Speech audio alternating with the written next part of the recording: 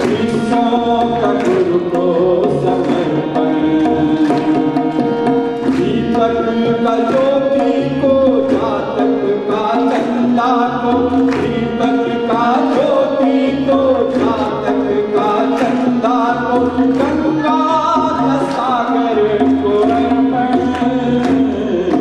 साधक का सविता को अर्पण। शिष्यों का गुरु को समर्पण।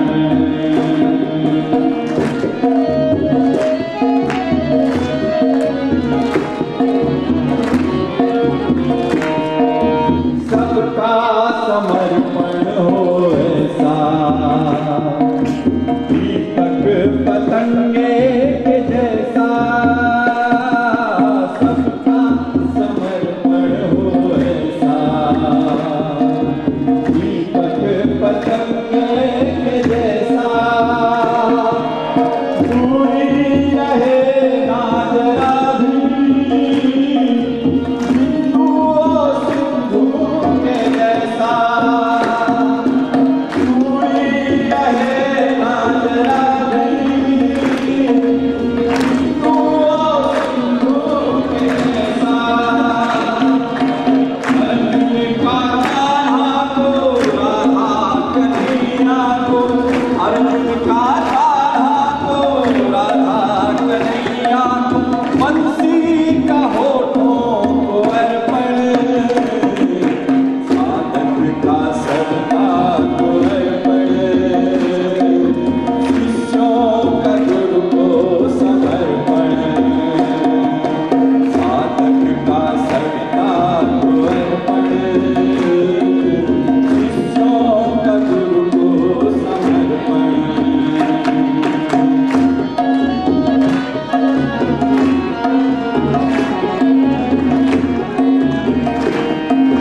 गोरी हम गुरु को नमाएं, गुरुमय की कर दिखाएं। गोरी हम गुरु को नमाएं, गुरुमय की कर दिखाएं। बन जाए कठपुतली हम सब, उनका ही कर्तव्य दिखाएं। बन जाए कठपुतली हम सब, उनका ही कर्तव्य दिखाएं। औरों का सर सिज को, समझाता अग्नि को, फूलों का बादल को, समझाता अग्नि को, फूलों का बादल को अर्पण। साधक का सविता को अर्पण। शिष्यों का गुरु को समर्पण। साधक का सविता को अर्पण। शिष्यों का गुरु को समर्पण।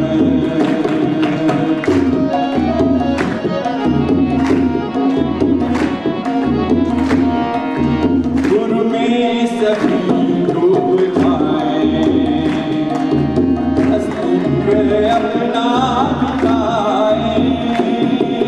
गुरु में सभी डूब जाएं, अस्तित्व अपना बिताएं। मैं पद को गुरु में घुलाएं, गुरु की ही पहचान पाएं। मैं पद को गुरु में घुलाएं, गुरु की ही पहचान पाएं।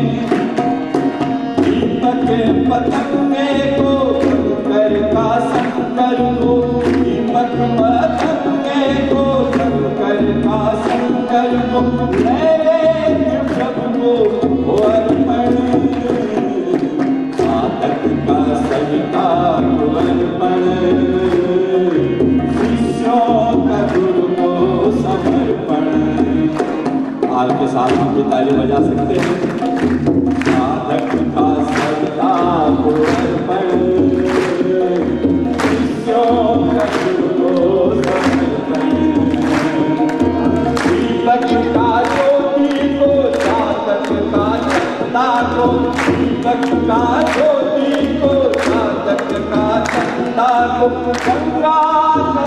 सागर कुंवर पड़े, साधक का सरिता कुंवर पड़े, शिष्यों का गुरु को समर्पण, तुलसी का कुंवर पड़े, शिष्यों का माता कुंवर पड़े। समर्पण क्या होता है? समर्पण की प्रतिमूर्ति गुरु के प्रति समर्पण क्या होता है? परिभाषा आपने गीत में सुनी, आप उनकी वक्तव्य में, उनके विचारों में गुरुदेव के विचार सुनेंगे। प्रश्नों के संबंध में हर प्रश्नों के जवाब है, प्रश्नों के संबंध में हर प्रश्नों का जवाब है। युवाओं के दिलों में ये खिलते हुए गुलाब हैं और परम पूज्य गुरुदेव माता जी की ये एक चलती फिरती किताब है। तो आइए उनसे सुनते हैं कि गुरु के प्रति क्या भाव होते हैं। आदरणीय चिन्मय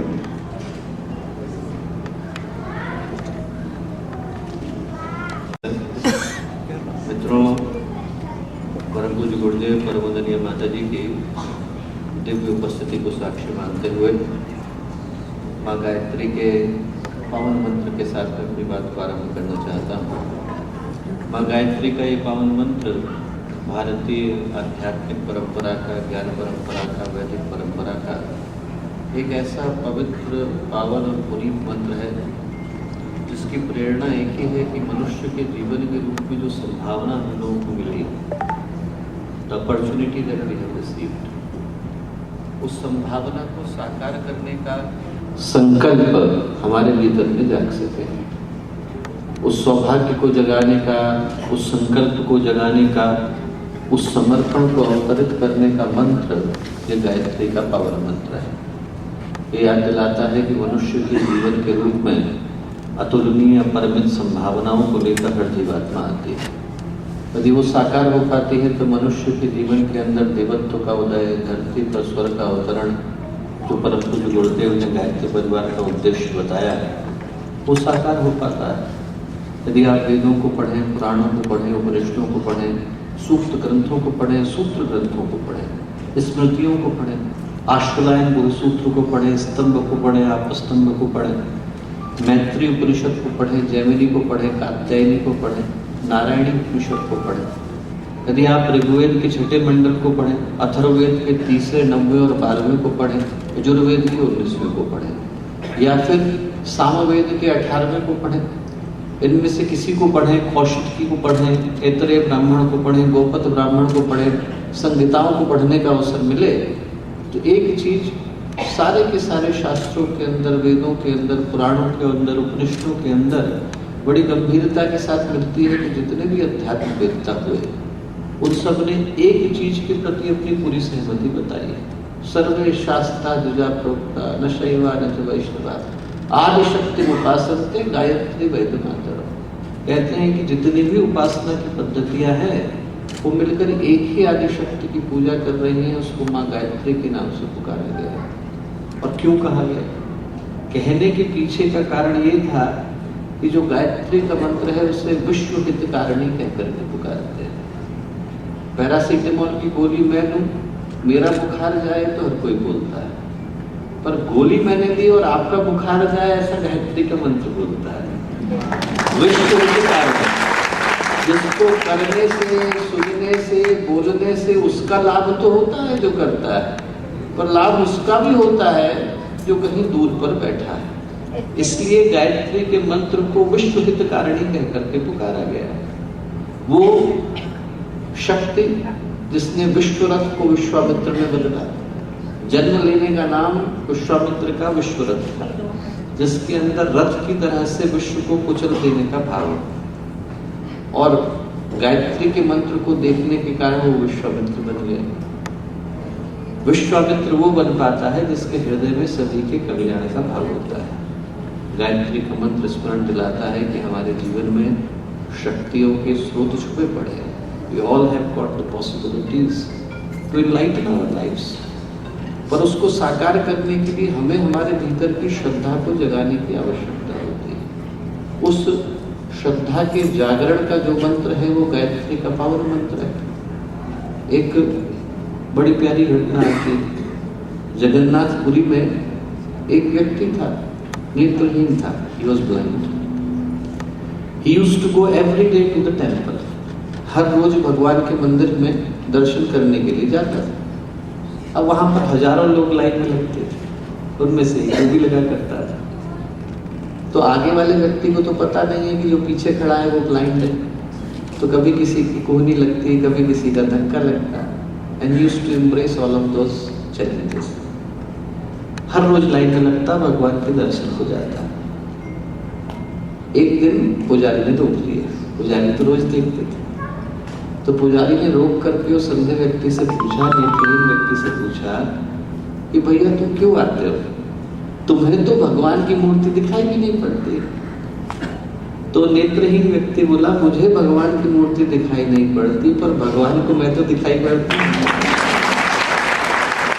मैं यहाँ पर उनकी हाजिरी लेने के लिए नहीं आता हूँ। I am not here to take his attendance, I am here to give mine. मैं यहाँ पर अपनी उपस्थिति देने के लिए आता हूँ। हम इस आशय के साथ गायत्री के मंत्र को करते हैं कि जो शक्ति हर जगह पर विद्यमान है, वो जानती है कि हमारे जीवन का उद्देश्य क्या है, लक्ष्य क्या है।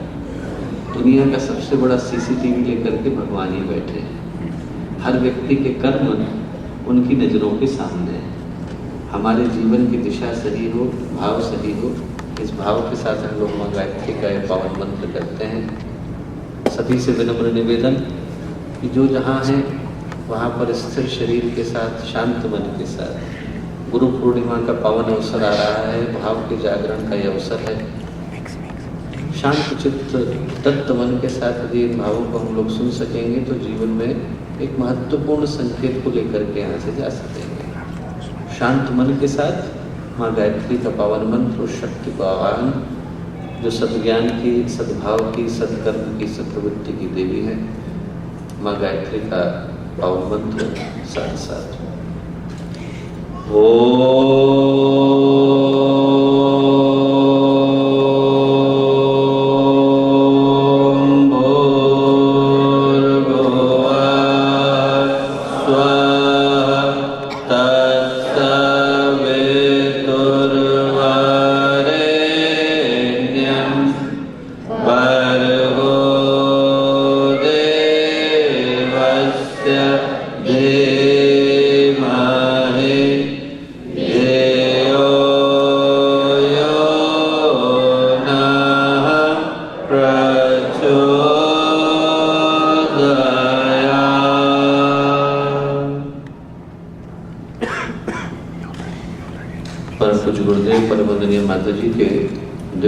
संरक्षण में गुप्त नवरात्रि की अष्टमी का ये पावन दिन एक अत्यंत ही सौभाग्यशाली समय में एक बड़े ही महत्वपूर्ण उद्देश्य को ध्यान में रखकर गुरु पूर्णिमा के पूर्व वेला में भावनाओं के जागरण को, श्रद्धा के जागरण को उद्देश्य बनाकर आज जब हम लोग शिकागो की इस पवित्र भूमि पर उपस्थित हैं, वो स्थान जिसने नरेंद्र को स्वामी विवेकानंद ने बदला, उस भूमि पर उपस्थित हो पाने का सौभाग्य यदि आज हमको मिला है, तो इस अवसर पर हम लोगों के साथ यहाँ मंच पर उपस्थित आदरणीय त्रिपाठी माओ जी, आदरणीय श्री ओमकार भाई साहब, आदरणीय हसमुख भाई, यहाँ उपस्थित शिकागो के गायत्री परिवार के सभी सम्मानित कार्यकर्तागण, इस क्षेत्र के सभी गणमान्य अतिथिगण, प्यारे भाइयों बहनों और प्यारे मित्रों, आज एक बड़े ही गंभीर विषय को ध्यान में रखकर यहाँ उपस्थित हो पाने का ये सौभाग्य हम लोगों को मिला है। शिकागो की पावन भूमि, यहाँ नरेंद्र को स्वामी विवेकानंद बनने का अवसर मिला है। तो अपनी बात को आरंभ करूं तो मुझे स्वामी विवेकानंद का स्मरण वैसे ही आ जाता है। 5 वर्ष की लंबी यात्रा पर स्वामी विवेकानंद विदेश में थे। He came all the way from Canada, ended up in Chicago, became Swami Vivekananda. और यहाँ से जब 5 वर्ष की यात्रा के बाद जब वो दोबारा भारत को पहुँचे, उस समय तक उनकी जो कीर्ति थी वो पूरे विश्व में पहुँच गई थी। Everyone knew वो स्वामी विवेकानंद थे। तो उनके सम्मान में एक बहुत बड़ी जनसभा का आयोजन कोलंबो में हुआ। The moment he touched the shore of Colombo, पूरा का पूरा शहर उनके स्वागत के लिए उमड़ गया। There was hardly anyone left who did not come to see him. हर व्यक्ति वहां पर उपस्थित था। और जो जनसभा के अध्यक्ष थे उन्होंने स्वामी विवेकानंद का सम्मान किया, ही ग्रीटेड हिम। और सम्मान करने के बाद उन्होंने स्वामी विवेकानंद से एक प्रश्न किया। प्रश्न क्या किया? प्रश्न ये किया कि स्वामी जी, इतने दिनों तक आप भारत की भूमि से दूर रहे, तो आपकी उपस्थिति का लाभ वहां के लोगों को मिला। वेद है, पुराण है, उपनिषद है, योग सूत्र है, गीता है, जिन विषयों से वो सर्वथा परिचित थे, उन विषयों में जानने का सौभाग्य उनको मिला। आपको क्या मिला? You had to leave India. सन्यासी समुद्र पर्यंत जाते नहीं, तो आपको इतने दिन तक वहां रहने का क्या लाभ होगा? और स्वामी विवेकानंद ने उसका बड़ा प्यारा उत्तर दिया। उन्होंने कहा, मैं इतने दिनों तक भारत की भूमि से दूर रहा, तो उसका सबसे ज्यादा बड़ा लाभ तो मुझे ये हुआ कि पहले जिन बातों को मैं भावना के आवेश में आकर के सत्य मानता था, अब उनको प्रमाण पूर्वक सत्य मानता हूँ। जिनको मैं औरों के कहने पर आकर के सत्य माना करता था, भारत देव भूमि है, अवतारों की भूमि है, ऋषियों की भूमि है, सब लोग बोलते थे भारत माता की जय, मैं भी बोलता था, पर मेरा अपना उस विषय में कोई अनुभव नहीं था, विश्वास नहीं। बोले, इतने दिनों तक मैं भारत की भूमि से दूर रहा हूं, तो इस बात को पूरे विश्वास के साथ कह सकता हूं कि पूरे विश्व में यदि कोई एक देश ऐसा है जहां पर दया का, त्याग का, करुणा का, आध्यात्मिक उत्कर्ष का, आध्यात्मिक अनुसंधान का सर्वाधिक विकास हुआ है, तो वो देश भारत का देश है। और बोले, पूरे विश्व में कोई एक देश ऐसा है, आप सोच के देखिए कितनी बड़ी बात उन्होंने कही। पूरे विश्व में भी कोई एक देश ऐसा है जहां पर हर उस आत्मा को जो ईश्वर को पाने का प्रयत्न कर रही है, every single soul that is striving to reach to the final freedom, he has to take a birth in India. और वो लिए बगैर उसका साल्वेशन संभव नहीं, उसकी मुक्ति, उसका मोक्ष संभव नहीं। और बोले, आज नहीं तो कल इसी भारत की भूमि से ज्ञान की वो धाराएं फिर से बहेंगी, जो अपने प्रकाश से पूरे विश्व को आक्रोशित करेंगी, आंदोलित करेंगी, आलोकित करेंगी, उद्वेलित करेंगी। और आप सोच करके देखिए, इतने वर्षों पहले जो बात स्वामी विवेकानंद ने कही, वो बात कितनी सत्य थी। यदि भारत की भूमि से ज्ञान की, ध्यान की, तप की, योग की, आस्था की, अध्यात्म की धाराएं न बही होती, हम कल्पना करके देखें कि एक ऐसा विश्व जहां पर कभी भगवान राम के प्रत्यंचा के स्वर न गूंजे होते, भगवान कृष्ण का पांचजन्य का उद्घोष न हुआ होता, बुद्ध का मौन मुखरित न हुआ होता, महावीर का ध्यान प्रकाशित न हुआ होता, जहां पर कभी गुरु गोविंद सिंह का त्याग समर्पित न हुआ होता, जहां पर सप्तऋषियों की आवाजें न गूंजी होती, मीरा, कबीर, सूल, तुलसी, नरसिंह मेहता से लेकर जलाराम बापा, एक से एक बढ़ करके भक्ति के शिखर जहां पर आए न होते, छत्रपति शिवाजी, पृथ्वीराज चौहान, राजा भोज से लेकर एक से एक बढ़कर शूरमान आए होते, गार्गी, घोषा, अपाला से लेकर उज्जैनी, उज्ज्वला, एक से एक बढ़कर ज्ञान की शिखर नानियां पैदा न हुई होती, अनुसुईया की आवाज न गूंजी होती, शांडिली का त्याग प्रखर न हुआ होता। हम सोच करके देखें कि वो देश जहां पर कभी शंकर का, रामानुज का, मध्व का, निम्बार्क का, भास्कर का ज्ञान अपने शिखर पर पहुंचा ना होता, तो क्या इंसान बनता है? इंसान को इंसान बनाने का श्रेय यदि किसी एक संस्कृति को जाता है तो भारतीय संस्कृति को जाता है। जो चिंतन भारत की भूमि से निकला वो ऐसा अद्भुत, ऐतिहासिक और असाधारण निकला, जिसने केवल एक देश को नहीं बल्कि पूरे विश्व को मानवता का संदेश सुनाया। It was taken birth. Paracetamol यदि किसी एक देश में खोजी जाती है तो सिर्फ उसी देश की नहीं हो जाती, वो मानवता का जन्म भारत में हुआ तो सिर्फ भारत के लिए नहीं हुआ, it was given birth to the entire humanity. जो चिंतन भारत की भूमि से निकला, जो स्वामी विवेकानंद ने कहा, वो भारतीय इतिहास का, भारतीय संस्कृति का सबसे महत्वपूर्ण अध्याय था। It was the most important chapter in the history of the humanity. और जो एक गंभीर चिंतन भारत की भूमि से निकला, वो क्या निकला? वो ये निकला कि हमने सारी आध्यात्मिक विभूतियों का आधार साधना को नहीं, श्रद्धा को माना। साधना करने के लिए तो रावण भी बैठता है, साधना करने के लिए तो सारे असुर बैठते हैं, सारे दैत्य बैठते हैं, सारे राक्षस बैठते हैं, उनसे बढ़कर के तपस्या करने वाले आपको कम ही मिलते हैं। और हमने आध्यात्मिक विभूतियों का आधार उनको नहीं माना, हमने श्रद्धा को माना। आप सोच करके देखिए, मंत्र एक ही तरह के होते हैं, जपने के तरीके एक जैसे होते हैं। गायत्री का मंत्र बदल नहीं जाता। ऐसा नहीं है कि हरिद्वार में अलग है, गुजरात में अलग है, राजस्थान में अलग है, महाराष्ट्र में अलग है, शिकागो में अलग हो गया, अटलांटिक सिटी का गायत्री मंत्र अलग है। नहीं, मंत्र एक ही है, पूजा करने के तरीके एक, यहाँ तक कि कई बार गुरु एक होते हैं, पर उसके बावजूद मिलने वाला परिणाम अलग नहीं होता। जो एक को मिलता है वो दूसरे को नहीं मिल पाता। जिसको अर्जुन प्राप्त कर पाते हैं उसको दुर्योधन कभी नहीं प्राप्त कर पाता, और जो एकलव्य को मिलता है उसको प्राप्त करने से अर्जुन चूक जाता है। अंतर इस बात का नहीं है कि गुरु ने क्या दिया, ऐसा नहीं है कि एक को बुलाया और अकेले में आकर के कुछ ज्यादा सिखाया। अंतर गुरु के देने का नहीं, अंतर शिष्य के लेने का पड़ जाता है। The difference comes not from what he was able to give, from what the other person was able to receive. एक जो कहानी आती है बहुत प्यारी, एक संत के पास गए उसके शिष्य, और शिष्य ने जाकर के उनसे कहा कि हमारी समझ में एक बात नहीं आती। क्या नहीं आती? बोले वही गायत्री का मंत्र है, उसको बोल करके विश्वामित्र ब्रह्मर्षि बन गए। हम लोग बोलते हैं तो हमारे जीवन में कोई परिवर्तन क्यों नहीं? संत बोले कि बहुत अच्छा प्रश्न है, पर इसका उत्तर यहाँ नहीं दूंगा, बाजार के अंदर दूंगा। बाजार के अंदर लेकर के गए, वहां पर एक टेम्पल बन रहा था, लोग अपनी पीठ के ऊपर ईंटें उठा करके ले जा रहे थे। संत ने एक व्यक्ति को रोक करके पूछा क्या कर रहे हो? वो व्यक्ति गुस्सा हो गया, बोले आपको दिखाई नहीं पड़ता है, आंखें की बटन लगा रखे। बोले इतना बड़ा आदमी कंधे पर ईंटें उठा के जा रहा है, पूछ रहे हो क्या कर रहे हैं? बोझ उठा रहा हो, क्या कर रहा है? मैं तो अपने कंधे पर सामान उठा के जा रहा हूँ। उन्होंने कहा भैया गुस्सा नहीं करो, दूसरे को रोका, क्या कर रहे हो? उसने कहा घर में पत्नी बच्चे हैं, कमाना पड़ता है, और उनके लालन पालन के लिए, उनके पालन पोषण के लिए कुछ न कुछ तो करना पड़ेगा। I am earning my livelihood. उन्होंने कहा ठीक। तीसरे को रोका कि तुम क्या कर रहे हो? जैसे ही पूछा वैसे उस व्यक्ति के हाथ श्रद्धा से जुड़ गए। बोले भगवान का मंदिर बन रहा है और मुझे सौभाग्य मिला है कि भगवान के मंदिर में ईंटें लगा करके आऊं। भगवान का मंदिर बन रहा है। बोले समझ में आया? ईंटें तीनों उठा रहे हैं, एक मजदूरी में उठा रहा है, एक मजबूरी में उठा रहा है, भक्ति में एक ही उठा रहा है। जो भक्ति में उठाता है उसकी लगाई गई ईंट से मंदिर बन पाता है।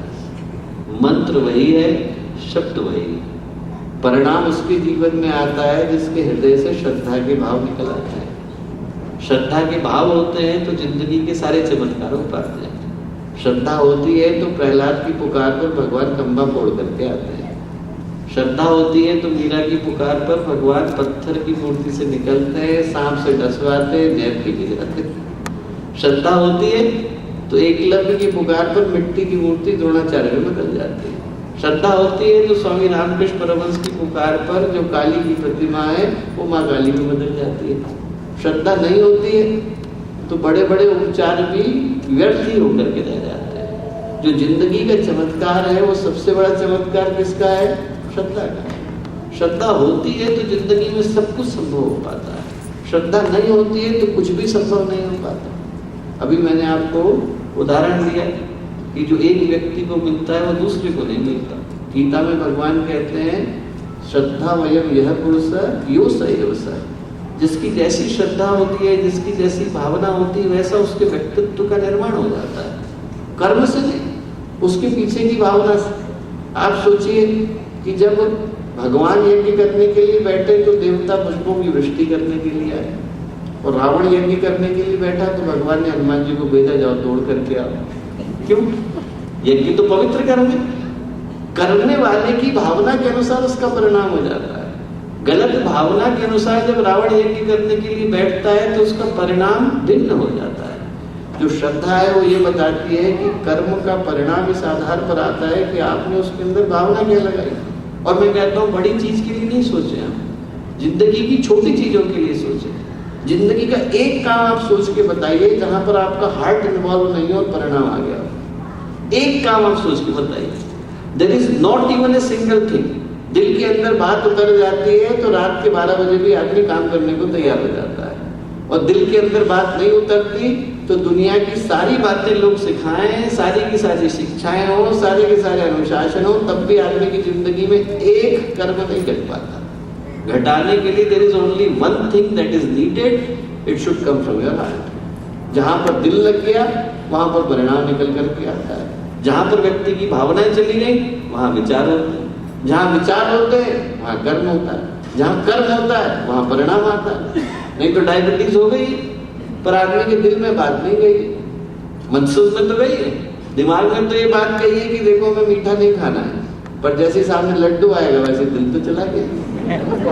अब दिल चला गया तो आदमी वो करेगा जो दिल करना चाहता है, जो दिमाग करना चाहता है वो नहीं करेगा। जहां पर दिल चला जाता है आदमी वहीं पर करने के लिए जुट जाता है। करने के लिए एक ही सिद्धांत है कि आपका दिल, आपकी भावनाएं, आपकी श्रद्धा उस कर्म को करने के लिए लगनी चाहिए, तब उसका परिणाम आता है। भगवान बुद्ध के जो पहले शिष्य हुए जिनको समाधि लगी, उनकी समाधि लगने की घटना बहुत प्यारी थी। क्या घटना थी? भगवान बुद्ध प्रवचन दे रहे थे, इतनी देर में मक्खली गोशाल नाम था, अंदर उन्होंने प्रवेश किया। प्रवेश करते से ही दोनों की आंखें मिली, आंखें मिली, दोनों एक दूसरे को देख करके मुस्कुराए। मुस्कुराते से ही मक्खली गोशाल को समाधि लग गई। आनंद को बहुत बुरा लगा। आनंद को लगा मैं 40 साल से इनके साथ घूम रहा हूँ, मुझे समाधि लगी नहीं। एक आदमी आता है, मुस्कुराता है, समाधि लग जाती है, कैसा डिस्क्रिमिनेशन है। There is no equal opportunity policy है। उन्होंने तुरंत भगवान बुद्ध से शिकायत करी। उन्होंने कही क्या हो रहा है? भगवान बुद्ध ने कहा कि आनंद याद करो, जब तुम पहले दिन मेरे पास आए थे तो तुमने क्या कहा? तुमने 3 चीजें मांगी थी। क्या मांगी थी? एक ये मांगा था कि जिस कमरे में मैं सोऊंगा उसमें तुमको भी सुलाऊंगा, तो हमेशा सुलाया है। दूसरा मांगा था कि जो प्रश्न तुम पूछोगे उसका उत्तर दूंगा, तो हमेशा दिया है। तीसरा कहा था कि जिससे तुम मिलाना चाहोगे उससे मैं मिलूंगा, तो हमेशा मिलाऊंगा। समाधि तुमने मांगी नहीं, मैं दे सकता नहीं। जो मांगोगे वही तो मिलेगा। जो हृदय का भाव है वही तो परिणाम में बदलेगा। जब मांगा नहीं तो दूंगा कैसे? फिर भगवान बुद्ध बोले कि ऐसा है आनंद, इस संसार में शिष्य 5 तरीके के होते हैं। कौन से 5 तरीके के होते हैं? बोले ऐसा है कि घोड़े 5 तरीके के होते हैं। बोले कुछ घोड़े तो ऐसे होते हैं जिनके लिए इशारा काफी है, किया खड़े हो जाए, चुटकी बजाई खड़े हो जाए, इतना घोड़े को खड़ा करने के लिए पर्याप्त है। बोले कुछ घोड़े ऐसे होते हैं जिन्हें सहलाना पड़ता है, कुछ घोड़े ऐसे होते हैं जिनको डंडा लगाना पड़ता है, कुछ घोड़े ऐसे होते हैं जिन पे आप डंडे भी बरसा लो तो अपनी जगह से हिलते नहीं है। और बोले कुछ घोड़े ऐसे होते हैं जिनके लिए अश्वमेध करना पड़ता है, वो बिना लगाम के होते हैं, छूट गए तो उनको पकड़ना मुश्किल हो जाता है। बोले ऐसे ही 5 तरीके के शिष्य होते हैं। कुछ तो ऐसे हैं जिनके लिए मुस्कुराना काफी है। बोले कुछ ऐसे हैं जिनके लिए शिक्षाएं देनी पड़ती, कुछ ऐसे हैं जिनको अनुशासन में बांधना पड़ता है, कुछ के लिए भगवान को सुदर्शन चक्र उठाना पड़ता है।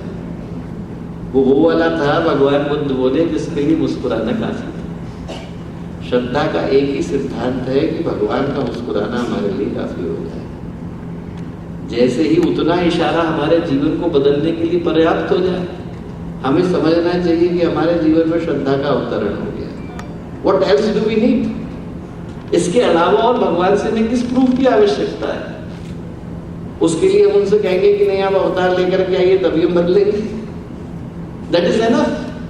Every single thing that is happening in this world is enough proof of divinity. लोगों को जिंदगी मिली है भगवान है, लोगों के चेहरे पर मुस्कुराहट है भगवान है, हमारे जीवन में उद्देश्य भगवान है।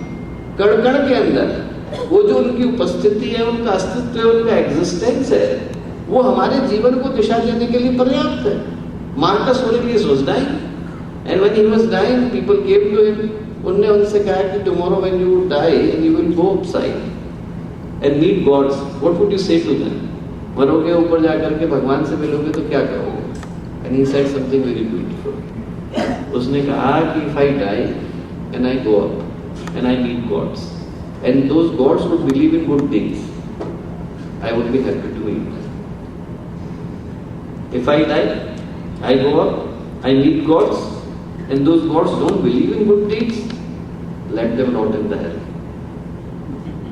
And if I die and I go up and I see no gods up there, I would be happy that I tried doing the good deeds. उतना हमारे लिए भगवान का इशारा पर्याप्त है। जिसके जीवन में इतना संकेत आ गया है कि हमें अच्छा कर्म करने के लिए भगवान प्रेरणा देते हैं, उसका जीवन अध्यात्म बदल जाता है। There is no other spirituality we need apart from doing the good deed. जो श्रद्धा का सिद्धांत है, समर्पण का सिद्धांत है, वो यही कि आदमी के अंदर, आप सोच के देखिए, श्रद्धा का अर्थ क्या है? श्रद्धा का अर्थ है अज्ञात के प्रति विश्वास, जिसको आपने देखा नहीं। That's the only thing that you need. You need to have trust in faith in something that you have never seen.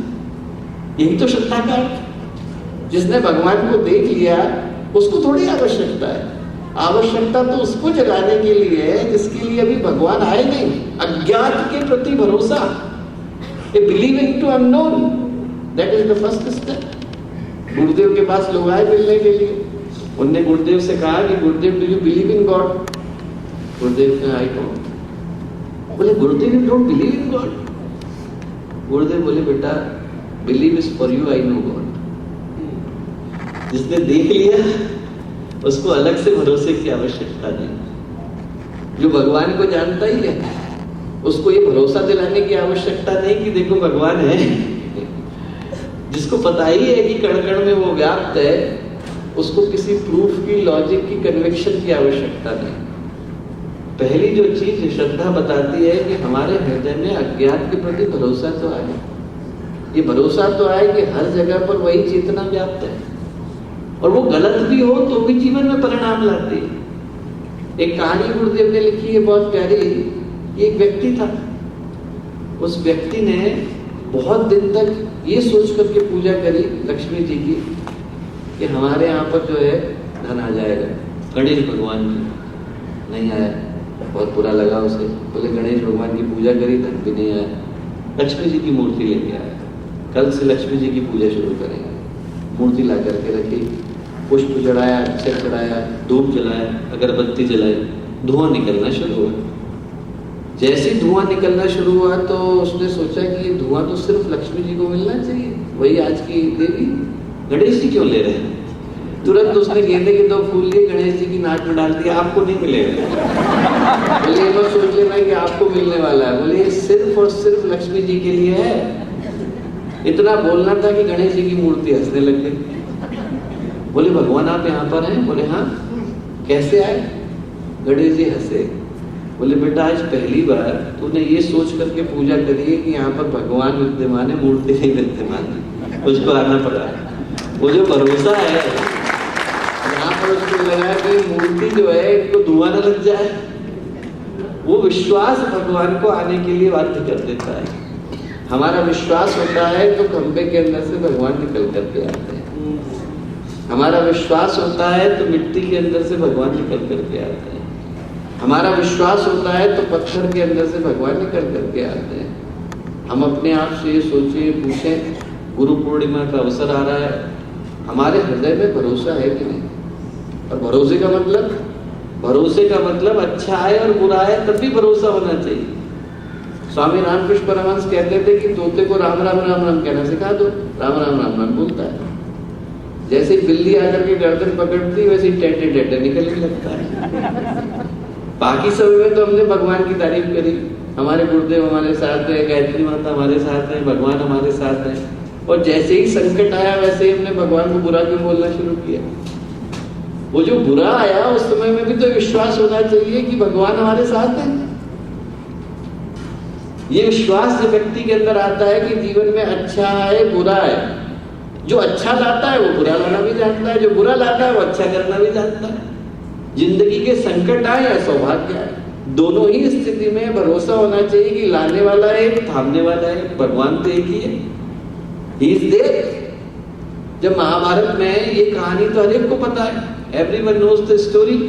क्या स्टोरी पता है कि जब भगवान कृष्ण ने आपके अर्जुन के समय में ये घटना घटी कि अर्जुन की जो परीक्षा लेने के लिए द्रोणाचार्य ने क्या किया, पानी का तालाब था, उसके बीच में पेड़ था, पेड़ में से शाखा निकली हुई थी, शाखा में से मछली बंधी हुई थी, चक्र था, और वो जो मछली थी वो गोल गोल घूम रही थी। निशाना लगाने को बोला। तो जब निशाना लगाने को बोला तो द्रोणाचार्य ने हर एक से पूछा कि आपको क्या दिख रहा है। किसी ने कहा मुझे आसमान दिख रहा है, किसी ने कहा मुझे चक्र दिख रहा है, किसी ने कहा कि मुझे मछली दिख रही है। अर्जुन ने कहा मुझे मछली की आंख के अलावा कुछ नहीं दिख रहा है। निशाना लगा, तेरा लगेगा।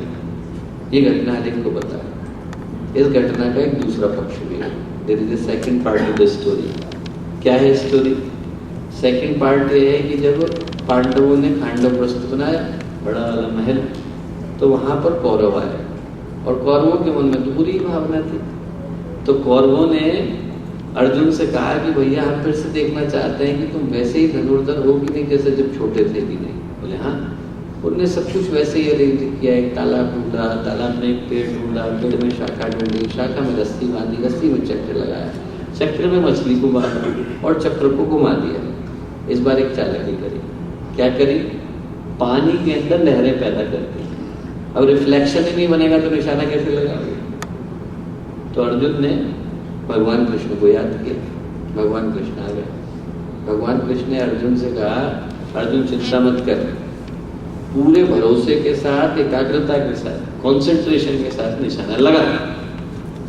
अर्जुन बोला तुम वैसे ही करने वाला था, यदि ये मैं करूंगा तो आप क्या करेंगे?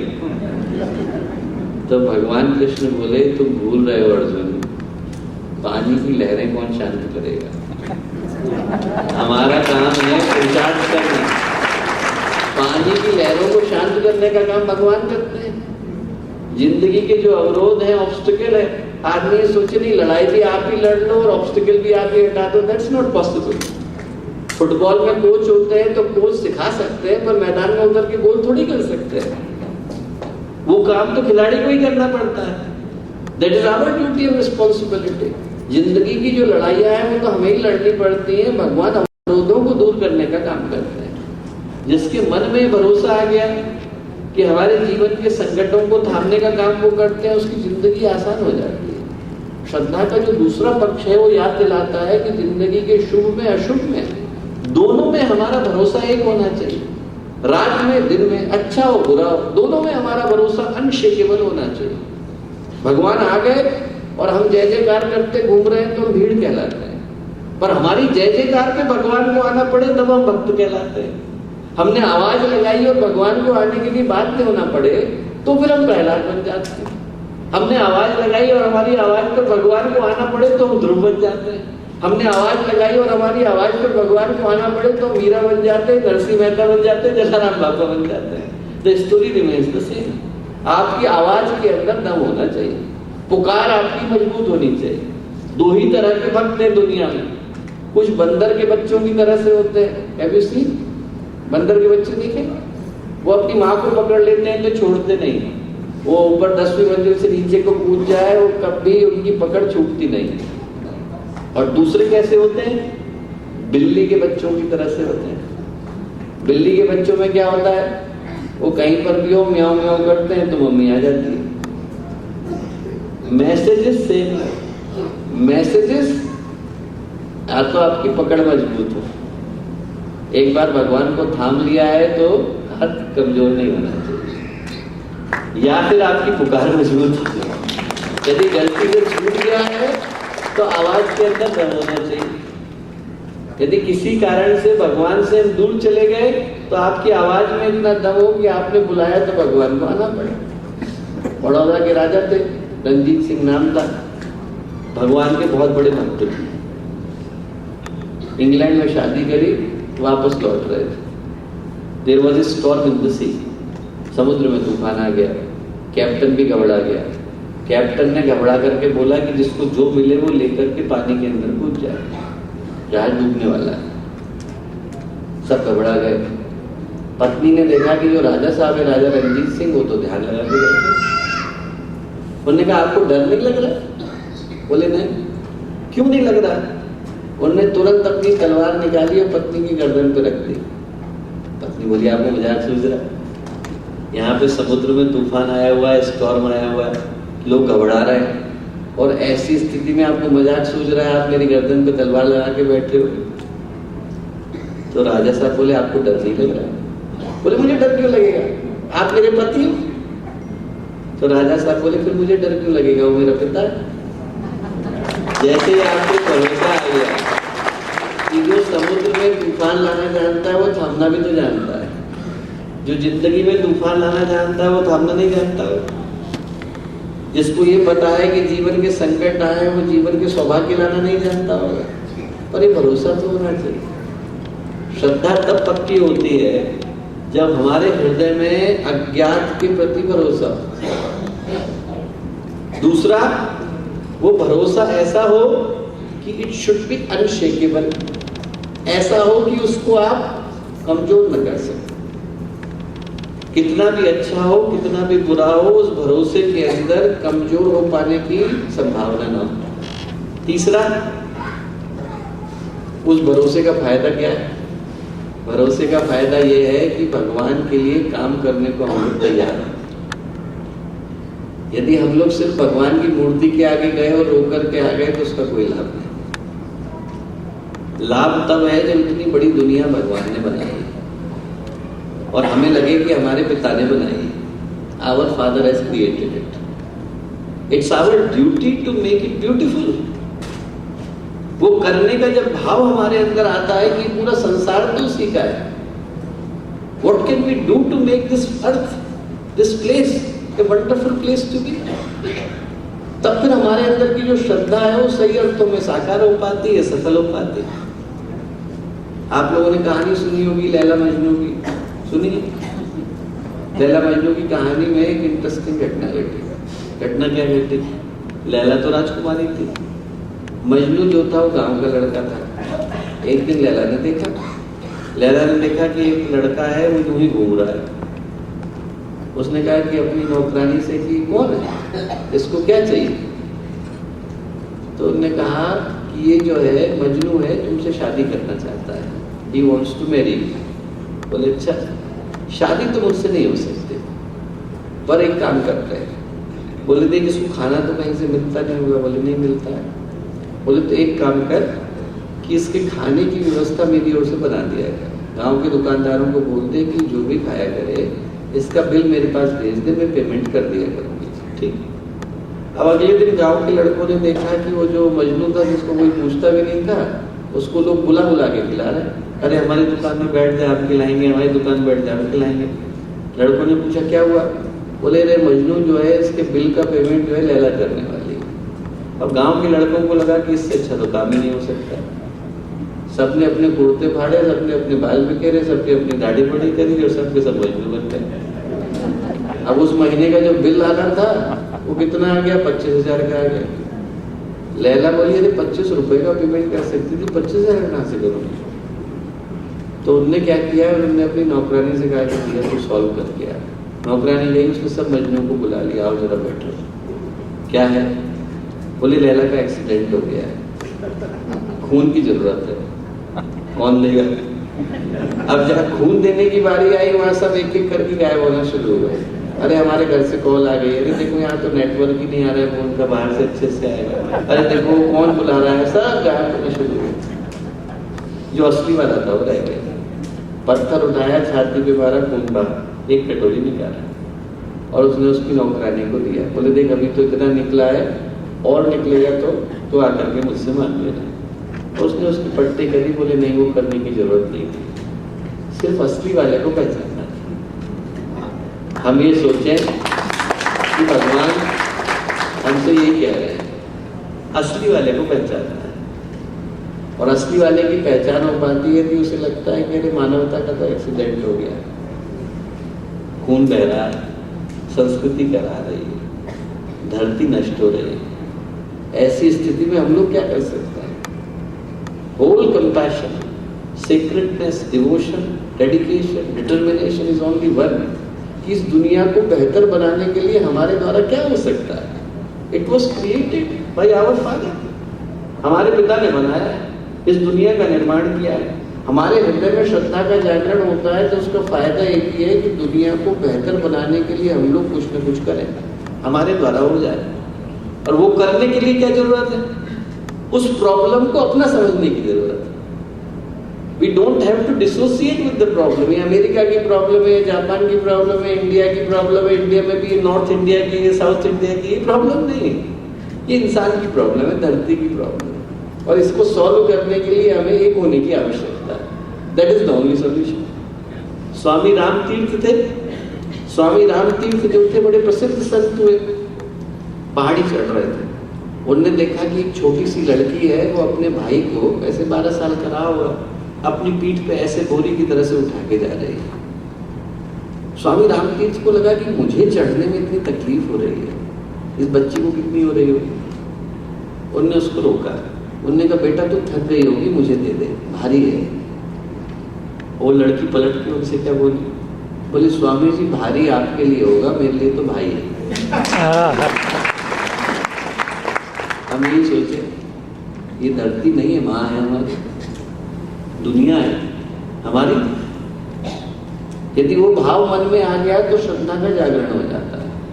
जो श्रद्धा का जागरण है वो यही बताता है कि वो सारी प्रॉब्लम जो दुनिया में बिखरी पड़ी है उनको सॉल्व करने के लिए हमें अपना समझने की आवश्यकता है। गुरुदेव ने हमें एक ही सूत्र बताया, यही सूत्र बताया कि पूरी की पूरी दुनिया एक, मानवता एक, इंसान एक, नर और नारी एक समान, जाति सब एक समान, मानव मात्र एक समान। क्यों बताया? ताकि सबकी प्रॉब्लम एक समान, और जब प्रॉब्लम एक समान तो सॉल्यूशन एक समान। उसको सॉल्व करने के लिए एक ही चिंतन को धारण करने की आवश्यकता है कि यहाँ से उठे और ये सोचे कि आज तो मैं गिफ्ट में पूरी दुनिया मिल गई, the whole world belongs to us. और इसको अच्छा बनाने के लिए मैं क्या कर सकता हूँ? The moment we have that feeling inside our heart, solutions are there. जो श्रद्धा है वो एक ही चीज बताती है कि इतनी बड़ी दुनिया को सुधारने के लिए एक व्यक्ति काफी नहीं है, हर व्यक्ति की आहुति लगने की आवश्यकता है। दीपक जलेगा तो इतने क्षेत्र में प्रकाश आएगा, सूरज उगेगा तो पूरी दुनिया का अंधेरा जाएगा। हमें तो सूरज की तरह से उगने की आवश्यकता है। अंत में बस एक कहानी सुना करके बात को समाप्त करूंगा। कहानी प्रसिद्ध रानी की है, नाम था अहिल्याबाई होलकर। 12 साल की थी, रानी बनी। 29 साल तक लड़ती रही। She was such a fierce lady. एक हाथ में शिवलिंग लेकर दूसरे हाथ में तलवार लेकर के लड़ती थी। And on one person's courage and determination she could establish a kingdom bigger than you can imagine. उत्तर भारत से लेकर नीचे तक। यदि अहिल्याबाई होलकर नहीं होती तो सोमनाथ के मंदिर का उद्धार न हुआ होता, जितने 12 ज्योतिर्लिंग है उनका उद्धार न हुआ होता। अकेली महिला ने भारत में 700 मंदिरों का निर्माण कराया। अद्भुत है। और क्या हुआ? इतनी लड़ाई के कारण शास्त्रों का अध्ययन नहीं कर पाई। तो one day she called her priest. बोले जिंदगी में लड़ती रही, गीता पढ़ने का बड़ा मन था, पढ़ नहीं पाई, आप मुझे गीता सिखाएंगे? बोले हाँ। एक काम करिए, रोज आकर के गीता का एक श्लोक बोलिए, उस पर मैं चिंतन करूंगी तो धीरे धीरे करके मुझे पूरी गीता याद हो जाएगी। बोले हाँ ठीक। अगले दिन पंडित जी आ गए। बोले धृतराष्ट्रवाच धर्म क्षेत्रे कुरुक्षेत्रे संवेता युत्सव मामका पांडवाश्चैव किम कुर्वत संजय। धर्म क्षेत्र में, कुरुक्षेत्र में मेरे बच्चे, पांडव के बच्चे मिलके क्या कर रहे हैं बेटा? ऐसा उन्होंने बोला। इतना बोलना था कि अहिल्याबाई होलकर ने थाम लिया। गीता मेरी समझ में आ गई, आगे मत बोलिए। क्या बोल रही है महारानी? पंडित जी बोले 700 श्लोक की गीता है, अभी तो पहला श्लोक हुआ है, और वो भी जो कहानी का विलन है वो बोल रहा है धृतराष्ट्र। बोले भगवान ने तो भी बोला ही नहीं, भगवान का बोलना तो शेष है। ज्ञान योग, कर्म योग, भक्ति योग, संन्यास योग सब बाद में आने वाला है, अभी तो कोई ज्ञान की बात नहीं आई। बोले नहीं फिर से बोलिए। बोले धर्म क्षेत्र कुरुक्षेत्र। रुक जाइए। बोले आप बोल रहे हैं धर्म क्षेत्र कुरुक्षेत्र, और मैं सुन रही हूँ क्षेत्रे क्षेत्रे धर्मम कुरु। जो क्षेत्र मिल गया, जहां क्षेत्र मिल गया उस क्षेत्र में वो धर्म करे। बोले मेरी दृष्टि में गीता का यही सार है। मैं कहूंगा कि एक ही सिद्धांत लेकर के जाएं, जहां हमें ऊपर वाले ने बिठा दिया। बेटा बना दिया अच्छे बन जाए, बेटी बना दिया अच्छे बन जाए, भाई बना दिया अच्छे बन जाए, बहन बना दिया अच्छे बन जाए। पिता बना दिया अच्छे बन जाए, माता बना दिया अच्छे बन जाए, जो बना दिया अच्छे नागरिक बन जाए, अच्छे इंसान बन जाए। जो क्षेत्र दिया है, टीचर है तो अच्छे टीचर बन जाए, डॉक्टर है तो अच्छे डॉक्टर बन जाए, बिजनेसमैन है तो अच्छे बिजनेस बन जाए, पुलिस में है तो अच्छे पुलिस वाले बन जाए, जहाँ है वहाँ अच्छे बन जाए। That's our duty and that's the only sovereign message of the spirituality. श्रद्धा जागती है तो हर व्यक्ति को, हर व्यक्ति के अंदर भगवान नजर आता है, और वो भगवान जब नजर आता है तो सारी समस्याएं अपनी आती है, समस्याएं अपनी नजर आती है तो समाधान हमारे आते हैं, समाधान हमारे आते हैं तो एक चिंतन आता है कि जहाँ भगवान ने बिठा दिया वहां पर अच्छा करने की आवश्यकता है। तो मैं एक ही प्रार्थना करूंगा, गुरु पूर्णिमा का अवसर आ रहा है, गुरु पूर्णिमा के अवसर पर एक ही चिंतन लेकर के जाएं कि हमारे द्वारा अच्छा क्या हो सकता है, इस यज्ञ में हमारी आहुति कैसे डल सकती है। आप में से प्रत्येक व्यक्ति को जो अभी तक नहीं आए, पहले चरण का आवाहन तो मैं ये करूंगा कि आमंत्रण ये दूंगा कि आप में से जिनने गायत्री ज्ञान मंदिर शिकागो को नहीं देखा हो तुरंत आ जाइए। ऐसे लोग यदि हम उनको अभी तक देखने का अवसर नहीं मिला तो आप पहले चरण में तो आप वहां आ जाइए, और वहां आइए तो ये सोचिए कि इस जगह को बेहतर बनाने के लिए मैं क्या कर सकता हूँ, मैं क्या कर सकती हूँ। पैसे की नहीं, आपकी भावना की, आपकी प्रतिभा की, आपके मनोयोग की आवश्यकता है। पैसे से इमारतें बन जाती है, इंसान नहीं बन पाता। We are not here for the institutions and buildings, we are here for the person. अच्छे लोग आए, अच्छी भावना के साथ आए। दूसरे चरण में आपको जो पहली छुट्टी मिलती है तो आपको हरिद्वार आने की आवश्यकता है। आपको पता होगा कि नहीं पता होगा, आप लोगों का एक घर जो है वो हरिद्वार में भी है, शांतिकुंज नाम है उसका। आप ये मत सोचना कि हरिद्वार से कोई स्वामी जी आए थे आपको लेक्चर देने के लिए आए थे, आप ये सोचना आपके भाई हरिद्वार से आए थे और आपको इन्विटेशन देने के लिए आए, और ये इन्विटेशन देने के लिए आए थे कि the moment you get your first opportunity come to Haridwar. हम लोग वेट कर रहे हैं और अब स्कोर जो है वो 1-0 का हो गया है। हम तो आ गए, आप तो आए नहीं। उसको 1-1 का करने के लिए जरूरी है कि you should travel to Haridwar as soon as possible. तो इतनी देर तक मंडे के दिन, जैसा कांग्रेसमैन ने भी बोला, आप लोग अपने अपने बिजी समय में से यहाँ समय निकाल करके बैठे, उसके लिए आप सबको बहुत सारा धन्यवाद, बहुत सारी शुभकामनाएं, बहुत सारी। ओम भूर, raise your hands. भुवः forward fold, स्वाहा वज्रासन, तत् camel pose, सवितुर योग मुद्रा, वरेण्यम अर्धताड़ासन, भर्गो चाइल्ड पोज,